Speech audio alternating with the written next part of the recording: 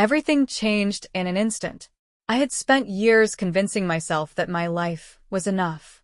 That the house, the routine, the predictability, it was all a sign of stability, not stagnation. But the truth was something I couldn't bring myself to say out loud. I was lonely.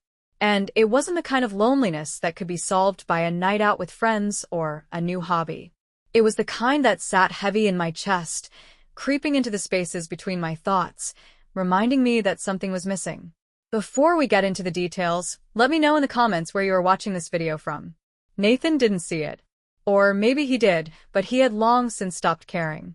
He had a job that consumed him, clients that called at all hours, a life that existed outside of the home we had built together. I stopped waiting for him to come to bed at a reasonable hour. Stopped trying to talk to him about my day. Stopped pretending that he was even really there.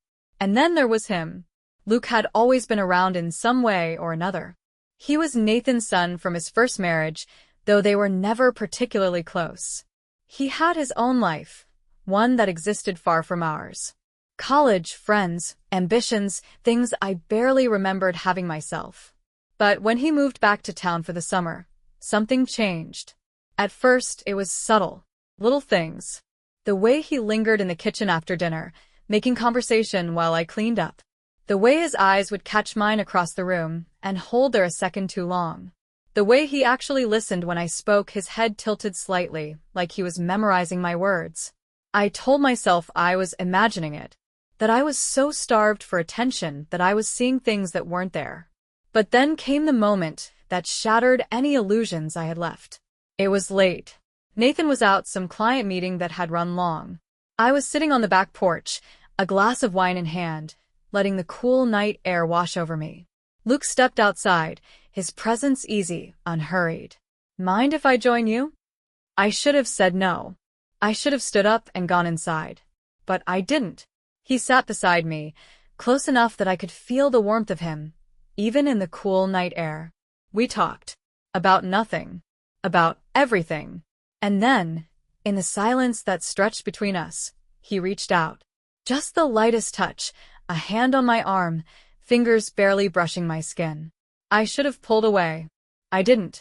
Instead, I turned to him, and in that moment I knew this was the beginning of something I could never take back.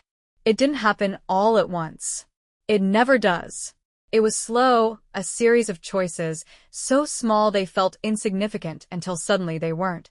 A glance held too long. A conversation that dipped too deep. A touch that lingered, just barely. I told myself it was harmless. That I was only enjoying the attention, the way he made me feel seen. But the truth was far messier than that. Because I wasn't just enjoying it. I was craving it. Luke knew it too.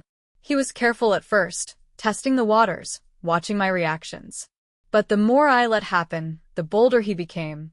One night, as I stood in the kitchen washing dishes, he came up behind me, close enough that I could feel the heat of his body against my back. "You don't have to do everything alone, you know," he said softly. His voice was low, intimate. I froze, my hands gripping the edge of the sink. "Luke," I said, my voice barely above a whisper. He didn't move away. "I see how he treats you," he murmured. "Like you're just there." I squeezed my eyes shut. "This isn't what?" he interrupted. "Real? Because it feels pretty real to me." I turned then, and before I could think better of it, before I could stop myself, I reached up and touched his face. He exhaled sharply, his eyes searching mine, and in that moment, I knew I had already lost this battle. I told myself it wouldn't happen again. Elite. The next time, it was even easier. The time after that, easier still. It was never supposed to be more than a moment, a mistake made in the quiet loneliness of a life I had long since stopped recognizing. But it was impossible to ignore the way he looked at me, the way he made me feel like I was something more than just a fixture in a house where I had become invisible. And then Nathan found out. I didn't know at first. I didn't see the signs. But one evening, as I stepped into the living room, there he was, standing in the doorway, his face unreadable. "We need to talk," he said. My stomach twisted. Nathan was always composed, always controlled. But there was something in his eyes that sent a chill down my spine. I forced a smile. About what? About Luke. I felt the blood drain from my face. I don't know what you... Don't, he cut me off. Don't lie to me. The silence stretched, suffocating. Did you think I wouldn't notice? His voice was calm, but there was an edge to it, sharp enough to cut. Did you think he wouldn't slip up? That he wouldn't say something? My breath hitched. Save it. He took a step closer. Do you want to know what the worst part is? I didn't answer. I wasn't sure I could. He let out a short, humorless laugh. It's not even that you did this. It's that you thought I wouldn't see it coming. I opened my mouth, but no words came. I want you out. The words hit like a punch to the ribs. What? You heard me. He exhaled slowly. You can leave, or you can stay and watch everything fall apart. Your choice. And just like that, the life I had built, the life I had convinced myself was enough, began to crumble. I should have been afraid. I should have packed a bag and left before Nathan could make good on his threats. But I didn't. Because this wasn't just about me anymore. This was about payback. About taking back something that had been taken from me a long time ago. So I stayed. And as Nathan watched, as he waited for me to run, I met his gaze and did the one thing he never expected. I smiled. Because he thought he had all the power. But the thing about breaking a woman like me? You don't. You make her dangerous. And I was just getting started. Nathan thought he had won. He thought throwing down an ultimatum would break me, that I would shrink away, tail between my legs, like some guilty secret begging for forgiveness. But he had underestimated me. I wasn't the same woman who used to sit at the dinner table in silence while he scrolled through his phone. I wasn't the wife who waited up at night, hoping he'd look at me the way he used to. That woman was gone. What was left in her place was someone sharper, someone who had learned how to play the game just as well as he had. So when he told me to leave, I didn't. I stayed. And I watched. Nathan didn't explode the way I expected him to. He didn't scream or throw things or demand to know every detail. That wasn't his style. Instead, he did something worse. He went quiet. And quiet men are dangerous. At first, nothing changed. He still came home late, still barely looked at me. But there was something different in the air, an electricity humming beneath the surface, like the moment before a storm. And then the little things started. My car keys would go missing, only to reappear in the strangest places. My favorite blouse, the one I had worn the night everything started with Luke, disappeared entirely. And then one morning I woke up to find that my phone, my lifeline, my proof of everything had been reset. All my messages? Gone. All my pictures? Wiped clean. Nathan didn't say a word. But I knew. I knew he was chipping away at me, little by little, trying to push me into making a mistake. Trying to make me run. But I wasn't going anywhere. Because what Nathan didn't realize was that I had been preparing for this. And I had a plan. I started small. Little things just like he did. A missing document here. A mysteriously canceled meeting there. Nathan thrived on control, on being the smartest man in the room. So I made him doubt himself. And when he was just frustrated enough, just desperate enough to believe he was imagining things, I made my move.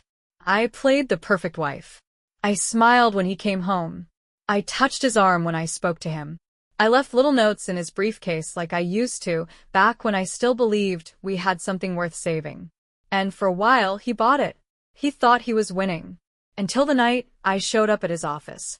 He had been working late, at least that's what he told me. I knew better. Nathan didn't work late. He spent those nights somewhere else, with someone else. I just hadn't cared enough to find out who. Until now. I walked into that office like I owned the place, past the receptionist who looked up at me with wide, nervous eyes. "Mrs. Carter," she stammered. I just smiled. "I'm here to see my husband." I didn't give her a chance to stop me. And when I pushed open the door to his office, I found exactly what I was expecting. Nathan. And her. She was younger than me, of course. They always are. But she wasn't the kind of girl he could write off as a mistake. She was an intern. And in this company that meant one thing. He had just handed me the ammunition I needed to burn his world to the ground. Nathan's face drained of color the second he saw me. I didn't yell. I didn't cry. I just smiled. Because this wasn't about pain anymore. This was about war. I just wanted to stop by, I said smoothly, my voice dripping with honey. You've been working so hard. I thought I'd bring you dinner. The intern, poor thing, was frozen in place, her face an open book of panic and regret. Nathan, though? Nathan was calculating. He was trying to figure out my angle, trying to see how much damage control he needed to do. But he was too late. Because I had already sent the photos. I had already drafted the email to the board.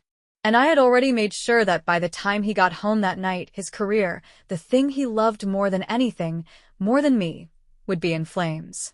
He stood up, stepping toward me, his voice low and careful. Let's talk about this. I tilted my head, pretending to consider it. Then I leaned in, just close enough that only he could hear me. I hope she was worth it, I whispered. And then I turned and walked away. The next morning, the scandal broke. By the afternoon, Nathan was fired. By the end of the week, he was the one packing his bags. And me? I didn't just survive. I won. Because the best revenge isn't anger. It's walking away with a smile. Nathan always thought he was untouchable. That no matter what he did, he'd land on his feet. But power is a funny thing. When you have it, you think it will last forever. You think you can lie, cheat, manipulate, and still come out on top. Until one day you don't. And I was the one who made sure of it. When the scandal broke, it spread like wildfire. A married executive caught in an affair with an intern? The media feasted on it. His company issued a public statement within hours, emphasizing their zero-tolerance policy for inappropriate relationships. Nathan lost everything. His job. His reputation. His influence. And for the first time, I saw fear in his eyes. But the best part? That was just the beginning. I didn't let him go quietly. Nathan had built his success on appearances, on the illusion that he was a respectable man, a leader, someone people admired. But I knew the truth. And now, so did everyone else. I filed for divorce the very next day. But I didn't just want to leave. I wanted to make sure he felt every ounce of the humiliation he had put me through. I wanted him to experience the same kind of isolation I had felt all those years, waiting for him to see me, to acknowledge me, to care. So I went after what mattered most to him. His money, his status, his future. The legal battle was brutal. Nathan tried to play the victim, painting me as the vindictive wife out for revenge. He wanted sympathy, wanted people to see me as the bitter woman who couldn't handle being replaced. But I had something stronger than his lies. I had proof. Emails. Messages. Financial records he thought I'd never find. It turned out Nathan hadn't just been unfaithful, he had been sloppy. And that sloppiness cost him everything. I walked away with the house. The cars. The savings account he had tried to hide from me. He walked away with nothing but his pride, bruised, broken, and utterly useless. I should have felt satisfied. I had won. Nathan was ruined. And yet, there was still one thing left unsettled. Luke. I hadn't seen him since the night everything unraveled. He disappeared before the dust could even settle, cutting all ties, vanishing like none of it had ever happened. At first, I told myself it was for the best. That what we had, whatever it was never meant to last. But late at night, when the house was silent and the echoes of my old life had faded, I thought about him, about the way he looked at me, about the way he made me feel. And I wondered, was he ever coming back? Weeks passed, then months. And then, one evening, just as the sun dipped below the horizon, I heard a knock at the door. I knew before I even opened it. Luke. He stood there, hands in his pockets, watching me like he was waiting for something. For permission. For a sign. For me to say the words we had both left unsaid. I swallowed hard, my heart pounding. Hey, he said, his voice lower than I remembered. I should have said something simple. Something safe. But I didn't. Instead, I stepped aside, holding the door open. And just like that, the story wasn't over. It was just beginning. Luke stepped inside like he had never left. Like the months of silence, the distance, the destruction of everything that came before, it was nothing more than a brief intermission in a story we both knew wasn't finished. He looked the same, but different. The boyish ease was gone, replaced by something sharper, something guarded. He had always carried himself with quiet confidence, but now there was something else in his posture, something unreadable. I closed the door behind him, my pulse hammering. "I wasn't sure I'd see you again," I said, my voice steadier than I felt. He let out a breath, shaking his head. I wasn't sure either. Silence stretched between us, thick with all the things we couldn't say. And then he spoke. "What happened to Nathan?" I smirked. "Oh, you didn't hear? He's broke. Divorced. Unemployed. Living in some tiny apartment downtown." Luke's lips curved into something that wasn't quite a smile. "I guess that means you won." I tilted my head. Did I?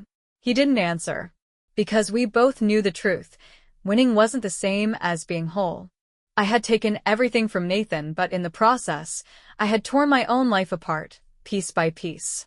And the only person who had ever made me feel like more than just collateral damage was standing in my living room, watching me with an expression I couldn't quite name. I swallowed. "Where have you been?" Luke exhaled sharply, running a hand through his hair. "Nowhere. Everywhere." He met my gaze, trying to figure out if I made a mistake. My breath hitched. "Did you?" His eyes darkened. "I don't know." Neither of us moved. The air between us crackled with something that had never really gone away, no matter how much time had passed. And then, softly, almost reluctantly, he asked, "Do you regret it?"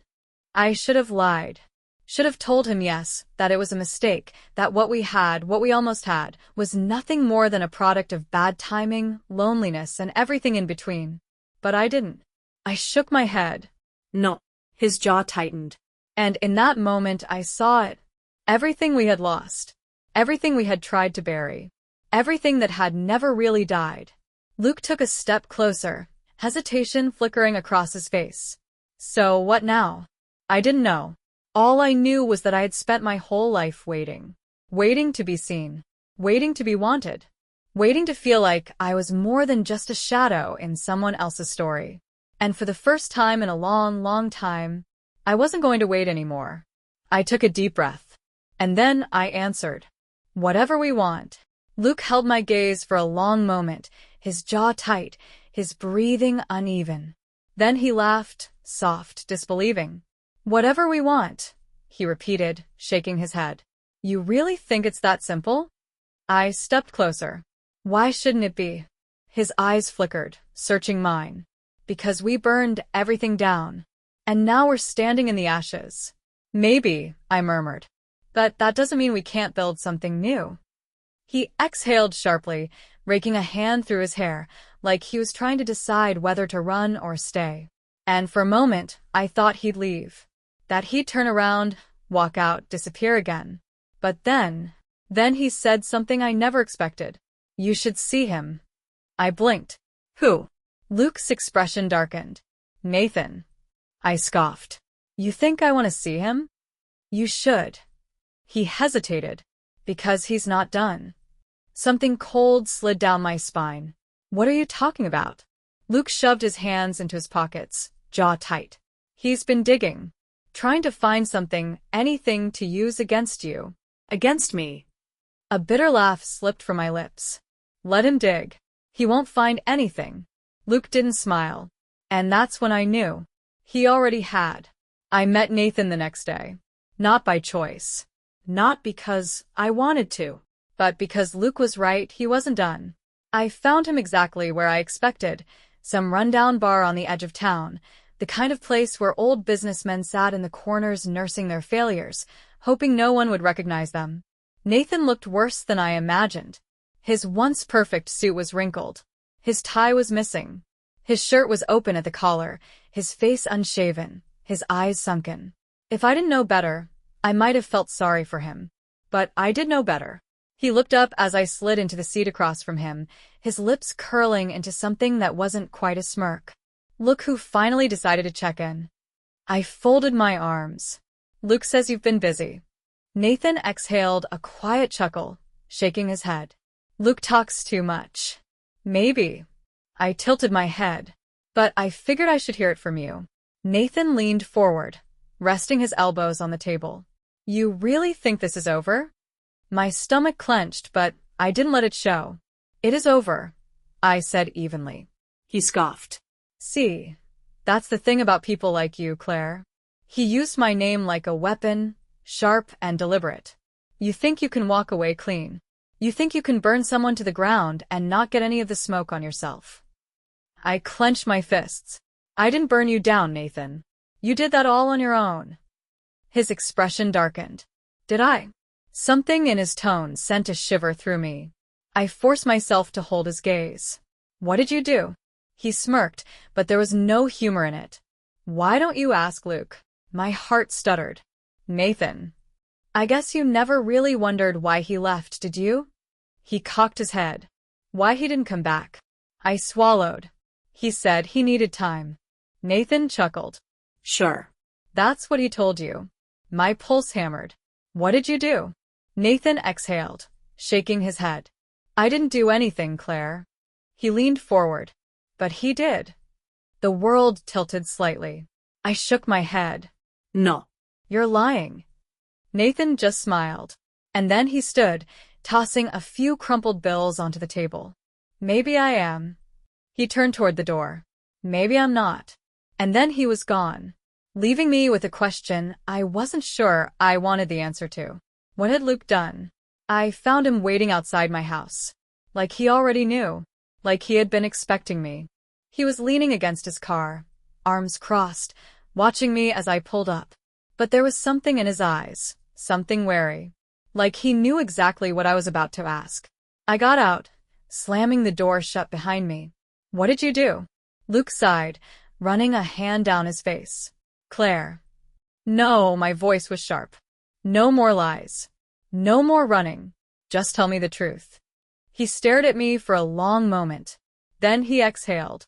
And he told me. The truth. The thing he had been keeping from me. The reason he left. The reason Nathan still had power.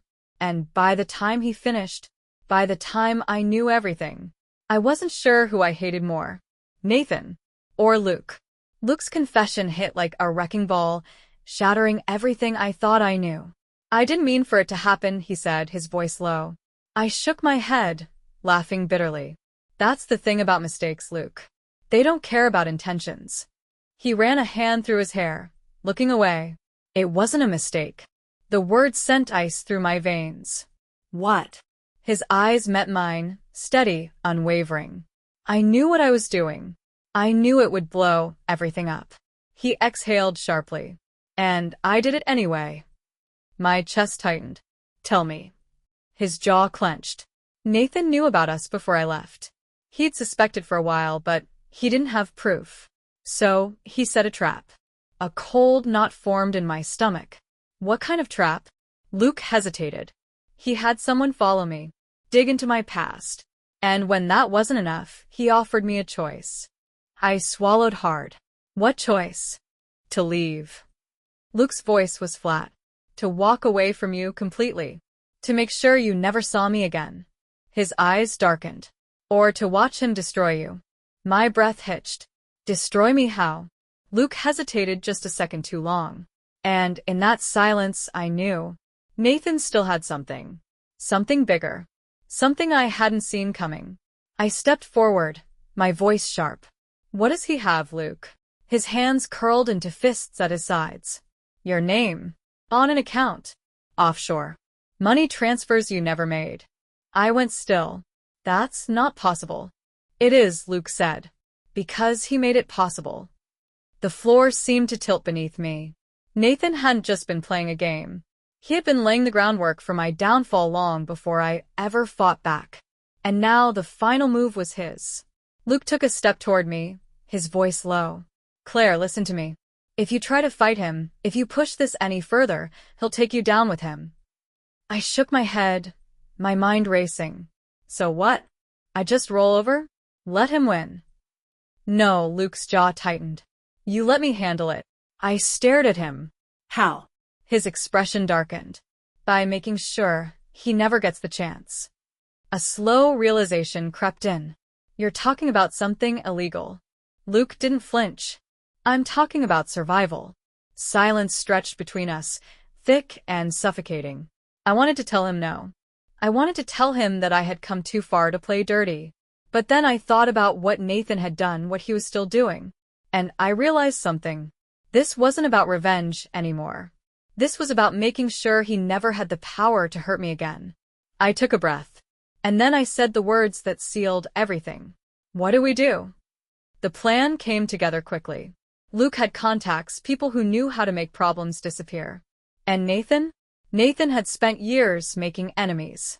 It didn't take much to find someone willing to pull the right strings, to shift the narrative, to plant enough doubt to turn his own tactics against him. By the time we were done, the offshore account was no longer tied to me. It was tied to Nathan. And the evidence? Planted neatly where it needed to be. All that was left was to wait. The call came 3 days later. Nathan.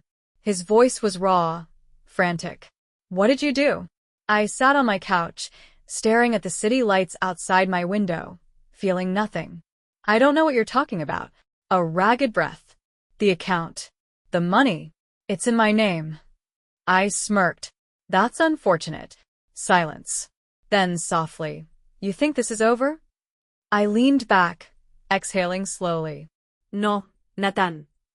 I let the words sink in. I know it is.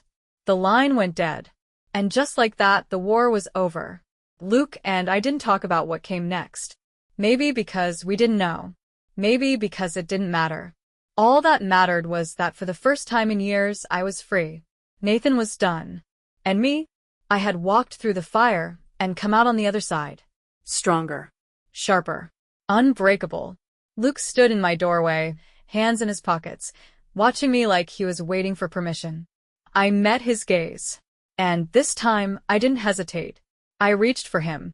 And together, we stepped into whatever came next. The war was over. Nathan was nothing more than a ghost now, drifting somewhere far away, powerless, irrelevant. The world had moved on without him, and so had I. But silence isn't the same as peace. Winning doesn't erase the past. It doesn't fill the empty spaces left behind. It just gives you the freedom to choose what happens next. And that was the part that scared me the most. For so long, revenge had been my purpose, the thing that kept me moving forward. But now? Now, there was nothing standing in my way. No battles left to fight. Just me and Luke, waiting to see what we were without the chaos that had brought us together. He stayed. Not because I asked him to, but because he wanted to. We didn't talk about what came next. Not right away. Instead, we fell into something easy. Mornings with coffee that turned into slow conversations, nights filled with quiet understanding. The kind of comfort that doesn't need words. But comfort doesn't mean certainty. One evening, as I stood by the window, watching the lights of the city blink in the distance, he came up behind me. His voice was soft. You're still waiting for something. I exhaled, pressing my fingers against the cool glass. I don't know how to stop. Luke was quiet for a long moment.